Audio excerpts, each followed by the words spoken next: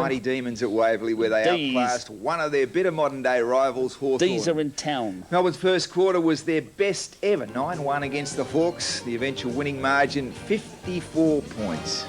Rodney Grinter, thanks for coming in. To me, the Demons look bigger, stronger. Their goal-to-goal line from full back down to full forward. They found another ruckman. It seemed to me that the goals come from everywhere in that first quarter. Yeah, I think it's very important to get off to a good start in a game like that, and you know, our on-ballers certainly were terrific in at the ball, and Greg Doyle did a terrific job in the ruck. Yeah. Sam, they look very strong. You were there?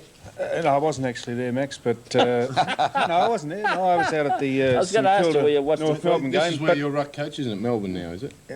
This is correct, yeah. But sorry about that. No, it's okay. No, I've heard enough of the game and followed it on the television last night to know that it was a terrific performance by. It's on SBS. What? By Melbourne, Sam. By Melbourne. SBS, wasn't it? Melbourne, Sam. I followed the game. I know they played very well, and I want to ask you this, Rodney, in light of the fact... Give us a match summary. Just while we're young, Sam. Well, sometime this century will be all right. Sam, you've probably forgotten the question there, mate. No, I haven't. Don't get frustrated, boy.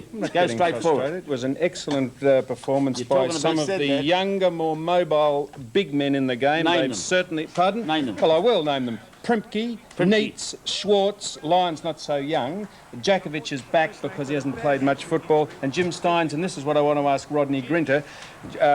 Jim Steins, a long time to ask him. First of all, Alan Jakovic, he seems to be king with his left and right foot. Is he? Ted said he was a lair just earlier on, off camera. He was a lair. Off camera, is he become a bit flamboyant in his game? I think in one of the plays yesterday, he was a little bit lairish. That he was running into an open goal and elected to kick on his left rather than his right and missed the goal. So if you can get those sort of things out of his game, I think will be terrific. Paul Hudson, did he fill in admirably for Jason Dunsell? I don't suppose anyone does that, but he kicked 3 goals in that first quarter, didn't he? Yeah, well, he did in the first half. He kicked 3 goals, and you know, the ball just wasn't being delivered down into Hawthorn's forward line as it was normally with Hawthorn.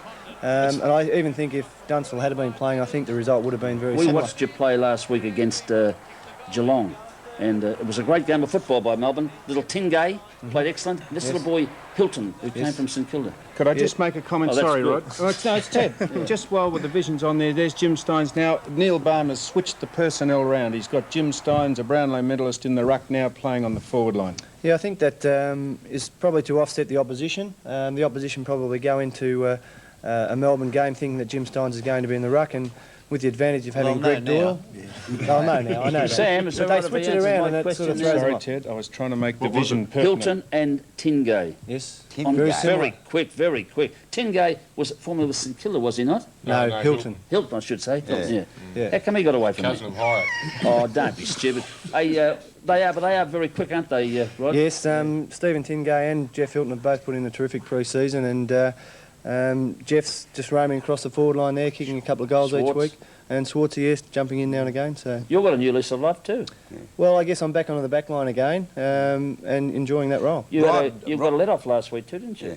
Yes, I did. Rod, There's going to be a character reference for Rod, can I ask you a question, Rod? You'd be pleased we got trial by video now, wouldn't you too, mate? Yes, it certainly helps me on certain occasions. Clear your name. That's right. Rod, how long did you reckon last year it took for the players to really understand the new coach? Because it did look like that the team wasn't going really well early, and now this year, after that first year, you look like you've got your act together. Yeah, I think it certainly takes a while to get to know how the coach wants you to play, and the players are certainly playing to a plan, and that shows on the scoreboard. Did you hear that? Yes, I heard it. Yeah, good. Of course I did. We'll take note. And they won both games too by a margin. Seeing as there was another side playing out there against you yesterday in Hawthorn, did you notice there? What difference did you notice about Hawthorn the last time you played them? The last time we played them, well, their delivery out of the across the centre line was a lot better in previous games than what it was yesterday. Yeah, Rod, notwithstanding that, as good as Dunstall is, out of the centre, I believe, is where Hawthorn win their games. They've been so good. Did you go in with a set plan to nullify them, to beat them in a various way? I noticed you've tagged 2 of their players. Yeah, well, I don't think we went into the game as tagging Allen and Platten and Jarman. I think we just had players playing on them, and those players beat them to the fall of the ball, and you know, we got the advantage. How many years have you been at Melbourne? 12 years. How many coaches? Barassi, Northey and Balm. It's just mastermind. No, it's not mastermind at all. I just want to ask him to try a small comparison of the three, compare with Barmy. Yeah, well, I think Barmy's a very much down-to-earth type of fellow. He's very easy to talk to and is very honest. And I think the players respect that. That's right. And Didn't you get it from the other two? I'm not saying I didn't, but Shocker. I think he's, Oh, he's more don't honest. put him Sean on the White? spot, Ted. That's a terrible thing to say to the bloke. It's a pity you didn't get a new coach at the stateside. Oh, you got one, haven't Yeah, you? you've knifed Billy. All those things he's done Yeah. for you, finally shafted him, Ted. Is there anyone you haven't shafted in life? He cut him. The cat's got your tongue, Put the Ted. tape back on, Ted. This time last year, Just a ridiculous exactly ridiculous this time question. last year, Rod, we asked Lee Matthews where he was going to put the Premiership Cup. Could we ask you? You must have a position now sorted out for at this early stage, even. Oh, no, I don't think we're going to get carried away with that, Sammy. I Are think, we? no, not I at this say early we, aren't stage. you? It's only 2 games, and we've played very well in those 2 games, and there's a Modest. long way to go. Rod, you're talking about the Hawthorn not delivering the ball to the forward line. Well, that came about from the pressure applied by your guys? Yeah, absolutely.